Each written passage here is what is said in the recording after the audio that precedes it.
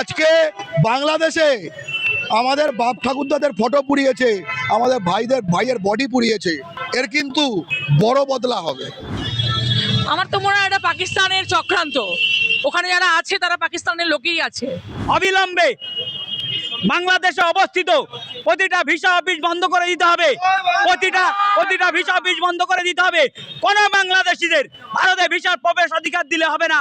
যারা নিজেদেরকে পাকিস্তানের উত্তরসূরি মনে করে, তাদের মুখের ভাষা বাংলা হলেও তারা বাঙালি নয়।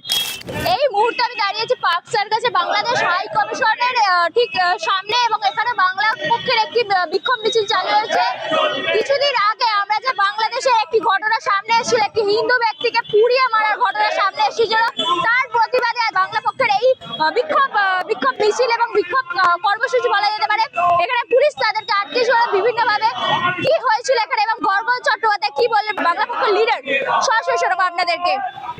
ভারতীয় হিসেবে আশা করছি যে ভারত সরকার যেন বাঙালিদের, পশ্চিমবঙ্গের বাঙালিদের যে স্বার্থ জড়িত রয়েছে বাংলাদেশে সংখ্যালঘু নিরাপত্তার ক্ষেত্রে, তারা বাঙালিদের প্রথম শ্রেণীর নাগরিক এটা মনে করে তারা যেন পররাষ্ট্র নীতির ক্ষেত্রে যে দায়িত্ব নিয়েছে 47-এ একটা চুক্তি অনুযায়ী সেটা তারা পালন করুক।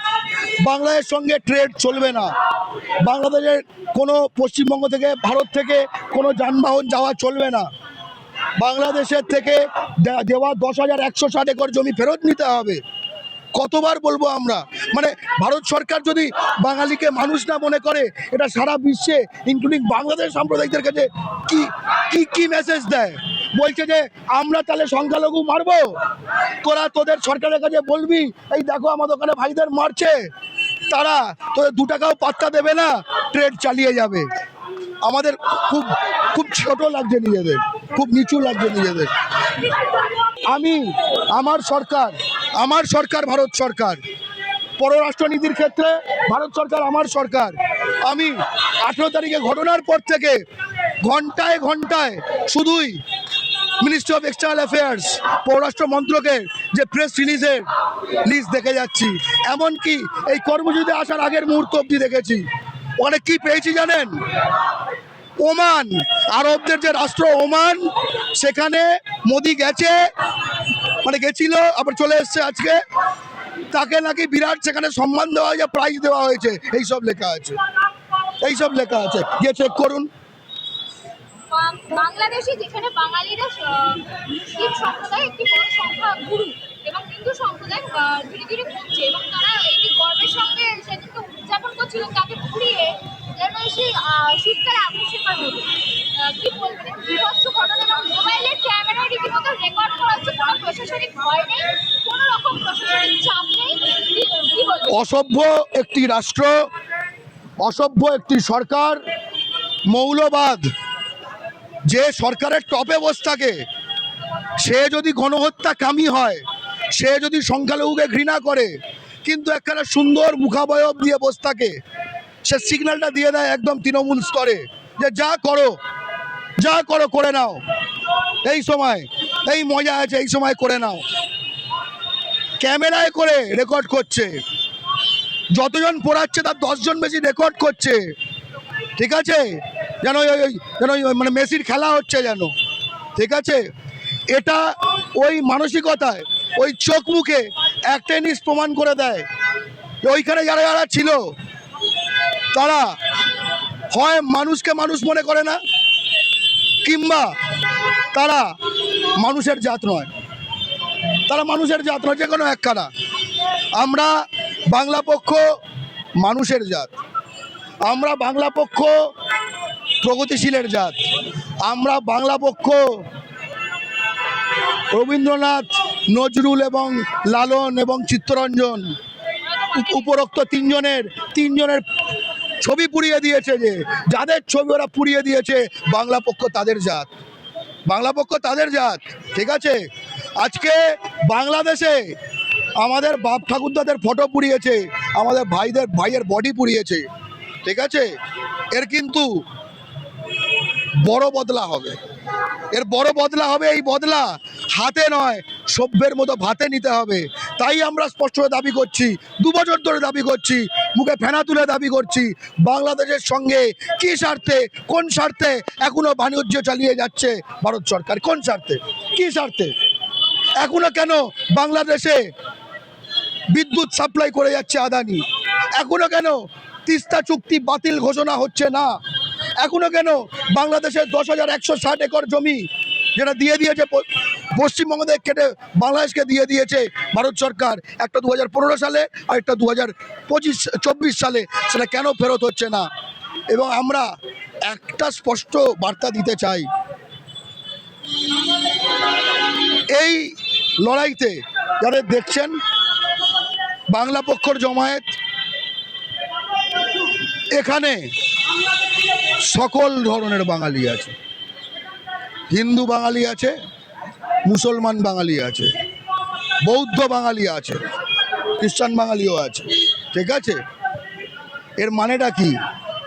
এর মানে হচ্ছে যে একটা বডি যখন পড়ে এখানে তারা রয়েছে, যে ওই আগুনটা দেখার, যদি একটা আগুনে জ্বলা একখানা বডি কেউ দেখে, এইখানে তারা রয়েছে যারা ওই বডি দেখার পরে তার কোমরের তলায় লিঙ্গ দেখার চেষ্টা করে না, ওই আগুনটা থেকেই তার বুকে আগুন জ্বলে। এখানে সেই বাঙালিগুলো রয়েছে।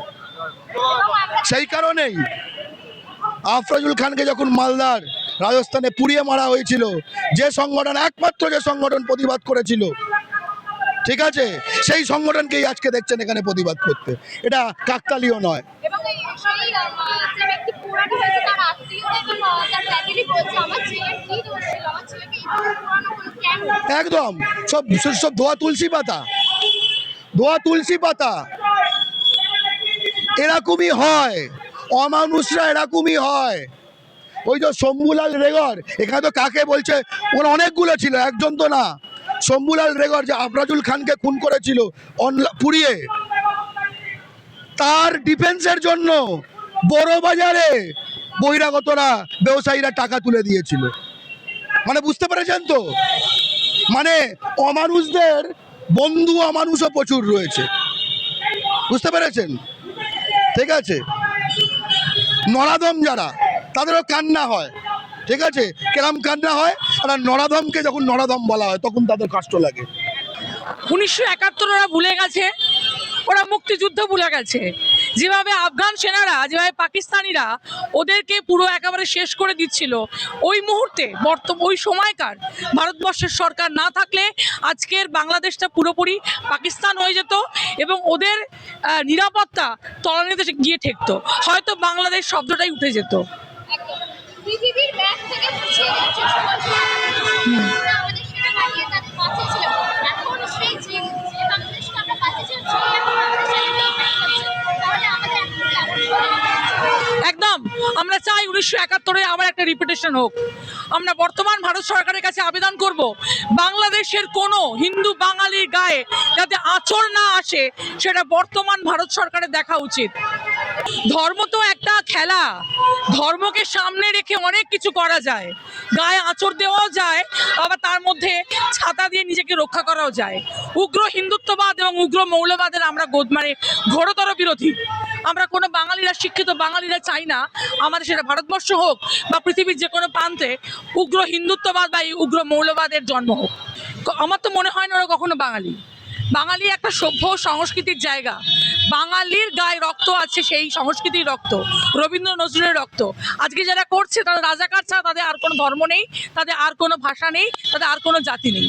যারা রাজাকার হয় তাদের কোনো ধর্ম হয় না। আমার তো মনে হয় এটা পাকিস্তানের চক্রান্ত। ওখানে যারা আছে তারা পাকিস্তানের লোকেই আছে, তারা কখনোই বাঙালি নয়। এটা তৈরি হচ্ছে, ওটা দ্বিতীয় পাকিস্তান তৈরি হচ্ছে। ওরা পূর্ব পাকিস্তান ছিল, 71-এ সেটা ওদেরকে স্বাধীন করা হয়েছে, এটা তার বদলা ওরা নিচ্ছে। ওখানে প্রচুর পাকিস্তানিকে ঢোকানো হয়েছে এবং যাতে সেই বদলাটা আবার নিতে পারে, আবার যাতে এরকম করে একটা গণ্ডগোল সৃষ্টি করা হয় যেখানে বাঙালিকে আক্রান্ত করা হবে, হিন্দুদের ওপর আক্রমণ চলবে, সেই জিনিসটাই ওখানে চলছে। বাঙালি হিন্দু হোক আর সেটা মুসলিম যাই হোক, বাঙালির গায়ে, ভারতবর্ষ কেন পৃথিবীর যে কোনো প্রান্তে বাঙালির গায়ে যদি এতটুকু আঁচড় আসে, সমস্ত বাঙালি জাতির রাস্তায় নামা উচিত। এই পরিপ্রেক্ষিতে আপনাদের দাবিগুলো কি? যদি একটু স্পষ্টভাবে বলেন। আমাদের দাবি খুব স্পষ্ট। সবার প্রথমে ওখানে এই হিংসা বন্ধ হোক, উগ্র হিন্দুত্ববাদ, উগ্র মৌলবাদ ওখানে বন্ধ হোক, এবং বর্তমান ভারত সরকারের উচিত এই বিষয়ে তাদের সাথে কথা বলা, প্রয়োজনীয় ব্যবস্থা নেওয়া, যদি প্রয়োজন পড়ে ওখানে আক্রমণ করা, এবং তাদের এই বদমাশিগুলো এই ইমিডিয়েট বন্ধ করা উচিত। বাঙালি, বাংলা পক্ষ একটা পরিষ্কার কথা বলে, বাঙালি যে তাহলে বাংলায় কথা বলে না আপনার কথা মতো, সে কি বাঙালি নয়?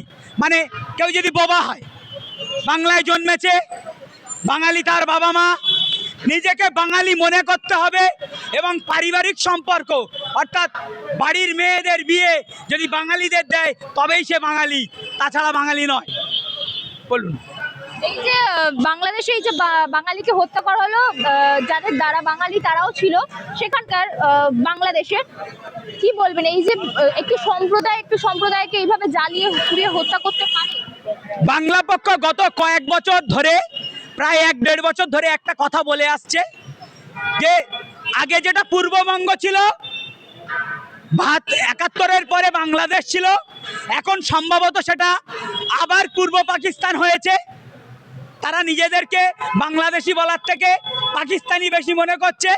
যারা নিজেদেরকে পাকিস্তানের উত্তরসূরি মনে করে তাদের মুখের ভাষা বাংলা হলেও তারা বাঙালি নয়, কারণ তারা সাম্প্রদায়িক। মৌলবাদীরা কোনোদিন বাঙালি হতে পারে না। বাঙালি হতে গেলে তার আরও একটা প্রধান শর্ত হচ্ছে অসাম্প্রদায়িক হতে হবে। নিজেদের মধ্যে ধর্মীয়ভাবে বিভাজন তৈরি করলে সে কখনোই বাঙালি হতে পারে না। জয় বাংলা। এবং এই যে আমরা দেখলাম একটি ভয়ঙ্কর পরিস্থিতি তৈরি হলো, সেখানে সবাই ক্যামেরা এবং ফ্ল্যাশ লাইট জেলে সেটি উদযাপনের মতো একটি পরিস্থিতি ক্রিয়েট করলেন, কি বলবেন?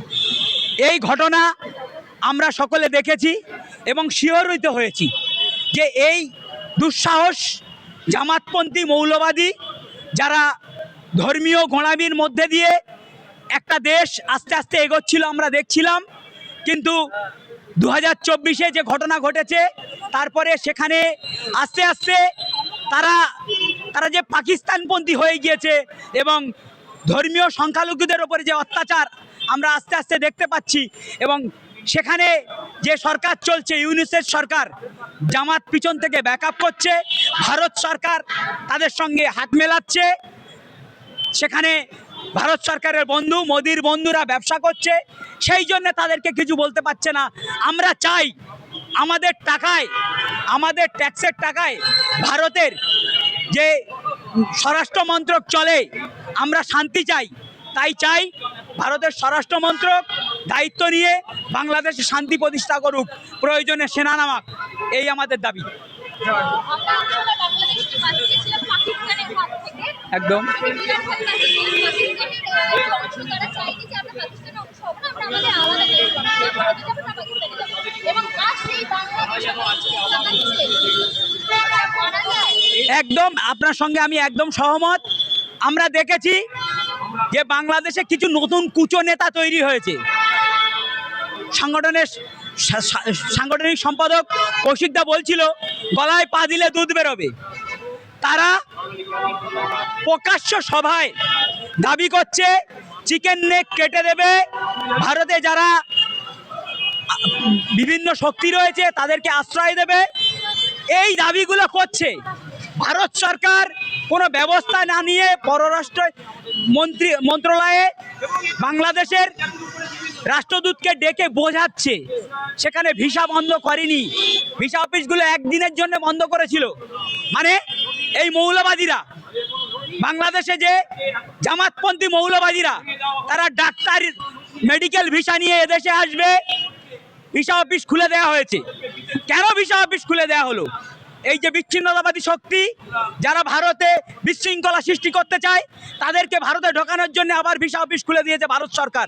আমরা দাবি করি অবিলম্বে বাংলাদেশে অবস্থিত প্রতিটা ভিসা অফিস বন্ধ করে দিতে হবে, প্রতিটা ভিসা অফিস বন্ধ করে দিতে হবে। কোনো বাংলাদেশিদের ভারতে ভিসার প্রবেশ অধিকার দিলে হবে না, বন্ধ করতে হবে। আর যে সমস্ত বাংলাদেশে উচ্ছৃঙ্খল শক্তিগুলো উৎপত্তি হয়েছে, প্রতিক্রিয়াশীল শক্তি, তাদের বিরুদ্ধে বাংলাদেশ সরকার যদি ব্যবস্থা না নিতে পারে, ভারতকে সেনা নামিয়ে ব্যবস্থা নিতে হবে, এই দাবি বাংলা পক্ষ করছে।